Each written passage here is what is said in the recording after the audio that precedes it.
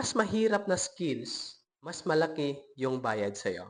Let's just say for example, mas mataas yung sweldo ng doktor kesa sa construction worker. Kasi mas mahirap yung ginagawa ng doktor kesa ng construction. Mas konti yung nakakaalam ng ginagawa ng doktor kesa nakakaalam ng ginagawa ng construction worker. Don't get me wrong, hindi ko po dinadown yung mga nagtatrabaho sa construction. It's good, marangal na trabaho yan.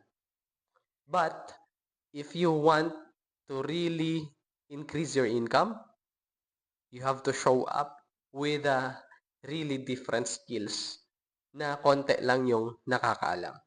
I'm doing this content right now mainly because marami yung may skills sa pagsasalita. Di nila pinapakita sa social media.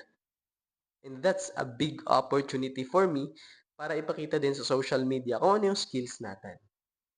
Siguro nga, I am gifted to having the skills of speaking or public speaking.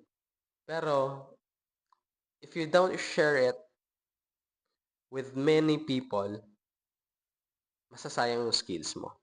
And I'm always grateful na binigay ito ng nasa taas. And it's a gift. And if it is a gift from God, I do believe that I must share it.